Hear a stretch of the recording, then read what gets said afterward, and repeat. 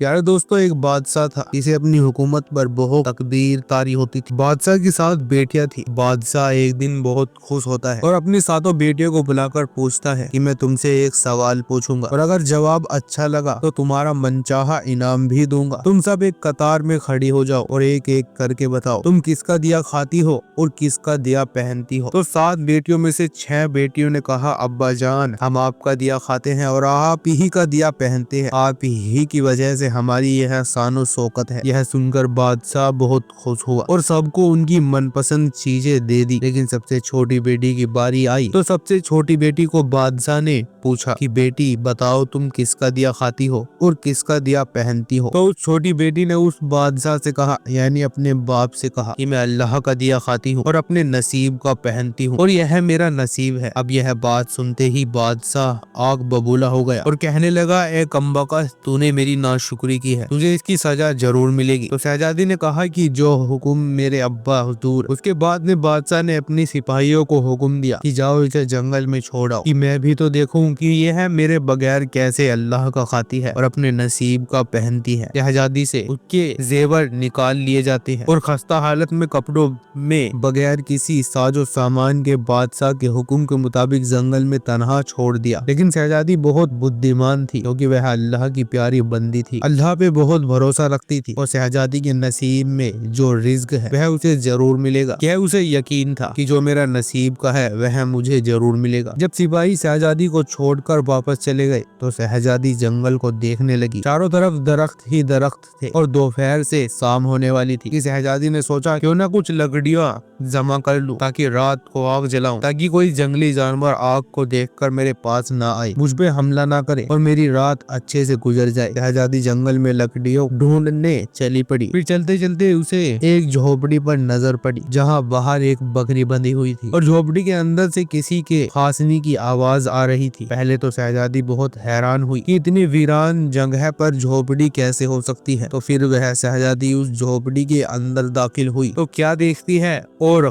खांसते खांसते पानी पानी पुकार रहा है। तो कोने में एक पानी का घड़ा पड़ा हुआ था तो गिलास में पानी भरकर शहजादी ने उस बूढ़े इंसान को पिलाती है और झोपड़ी की साफ सफाई करती है। इतने में वो बूढ़ा जई शहजादी से पूछता है कि बेटी तुम कौन हो और इतने बड़े जंगल में तुम अकेली क्या कर रही हो। तब शहजादी उसे पूरा माजरा बताती है कि वो यहाँ तक कैसे पहुँची। फिर बूढ़ा बुजुर्ग बाबा शरीफ उसे झोपड़ी में रहने को बोलता है और कहता है कि मैं शहर में काम करता हूँ, सुबह शहर चला जाऊंगा और 8 दिन के बाद आऊंगा, तुम यही रहो और झोपड़ी में खाने का सामान है और नदी पास में है, तुम वहाँ से घड़ा भर लिया करो। सुबह को बुजुर्ग शरीफ शहर चला गया और शहजादी यहाँ झोपड़ी में अकेली ही साफ सफाई करने लगी और बकरी का दूध निकालने लगी। वो बुजुर्ग बाबा अपने लिए रख लिए रहती है और आधा बाहर एक कोने में एक बर्तन में डालकर रख लेती है कि रात को कोई जानवर भूखा होगा तो यह बनाकर दूंगी, और खुद अंदर आकर सो जाती है। सुबह सवेरे जब शहजादी उठती है तो क्या देखती है कि दूध का बर्तन खाली है और पास में एक लाल पड़ा हुआ है। यार दोस्तों, यह लाल बहुत कीमती पत्थर होता है, इसकी कीमत लगाना नामुमकिन है, बहुत ही महंगा होता है। तो जब वो शहजादी देखती है कि उसे दूध के बर्तन के बाजू में एक नायाब और कीमती लाल पड़ा है और पास ही सांप के निशान भी नजर आते हैं, तो शहजादी को याद आता है कि बचपन में उसने अपने महल में यह बात सुनी थी कि कोई नायाब साहब बहुत ज्यादा जब खुश होता है तो एक ऐसा लाल उगलता है जिसकी कीमत हीरे जवाहरात से भी महंगी होती है। शहजादी बहुत हैरान होती है और दिल ही दिल में ये सोचती है कि शायद सांप बहुत भूखा था, इसलिए वह दूध पीकर खुशी में वो लाल यहाँ निकल गया। वो लाल उठाकर शहजादी अपने पास रख लेती है और फिर अगली रात बर्तन में दूध रख देती है और अगली सुबह जब देखती है तो फिर से एक लाल वहाँ पड़ा हुआ होता है। ऐसे ही करते करते 7 दिन हो गए और शहजादी के पास 7 लाल जमा हो गए और उसे दिन बुजुर्ग शरीफ भी आ जाता है। शहजादी उसे लाल दिखाती है और सारा वाक्य बताती है और उस बूढ़े गरीब को 3 लाल देती है और कहती है कि शहर जाकर यह लाल बेच दो और आते वक्त महल बनाने वाले मजदूर ले आना। और शहजादी बाकी 4 लाल अपने गले में हार बनाकर डाल लेती है। 6 महीने में जंगल में एक आलीशान महल तैयार हो जाता है जिसे बूढ़ा गरीब और शहजादी रहने लगते हैं। ऐसा खूबसूरत महल जिसमें हर तरह के नौकर चाकर दुनिया की तमाम नेमतें मौजूद होती है। शहजादी जंगल में लड़की की फैक्ट्री लगा लेती है, इसमें जंगल में लकड़ी फैक्ट्री लगाने से उसकी आमदनी और बढ़ जाती है और फिर वो गरीब लोगों को काम देती है, तो गरीब उसकी फैक्ट्री में काम करने लगते हैं। यह खबर ऐसी ही बादशाह तक पहुंच जाती है, तो बादशाह के दिल में यह बात आती है कि देखूं तो सही कौन से मुल्क की शहजादी है जिसकी इतनी तारीफ हो रही है। तो वह अपने 4 सिपाहियों के हाथ पैगाम भेजता है और पैगाम में लिखा होता है कि शहजादी से मिलने का होता है। जब यह बात शहजादी के सिपाही शहजादी को बताते हैं, उनको शहजादी यह हुक्म देती है कि यह बादशाह सलामत एक ही शर्त पर मुझसे मिल सकते हैं कि वो अपनी तमाम बेटियों के साथ आए। फिर सिपाही जाते हैं और बादशाह को यह पैगाम देते हैं कि आपको अगर शहजादी से मुलाकात करनी है तो अपनी सारी बेटियों के साथ शहजादी से मिलने के लिए। फिर एक दिन बादशाह अपनी तमाम बेटियों के साथ शहजादी के महल जाता है। शहजादी उन सब से मुंह पर नकाब लगाकर मिलती है और उनके लिए 100 तरह के खाने पेश करती है और हर खाने के साथ उसी रंग का जोड़ा पहन कर आती है। महल की शान और शौकत खूबसूरत थी। शहजादी का अंदाज बादशाह और बाकी तमाम शहजादियों को बहुत हैरान करता है। आखिर में बादशाह शहजादी को कह देता है कि तुम मेरी बेटी की जगह पर हो, मैं भी तुम्हारे कहने पर अपनी तमाम बेटियों के साथ आया हूँ, तो फिर हमसे यह पर्दा किस लिए। इस राय पर शहजादी कहती है कि ठीक है, मैं तैयार होकर आती हूँ। सब शहजादियाँ आपस में यह सरगोशी करने लगी कि इतनी तो तैयार है और इतने महंगे जेवरात पहने हुए हैं और कितना तैयार होकर आएगी। इतने में वो लोग क्या देखते हैं कि दूर से कोई खस्ता हाल कपड़ों में आ रहा है। गौर करने पर बादशाह को याद आता है कि यह तो अभी तक जिंदा है, यानी वह उसकी छोटी बेटी है, इसको उन्होंने जंगल में छोड़ा था। तो बादशाह यह सोचता है कि मैं तो यह सोच रहा था कि इसे जंगल के जानवर खा गए होंगे, और जब मैं अपने सिपाहियों को इसकी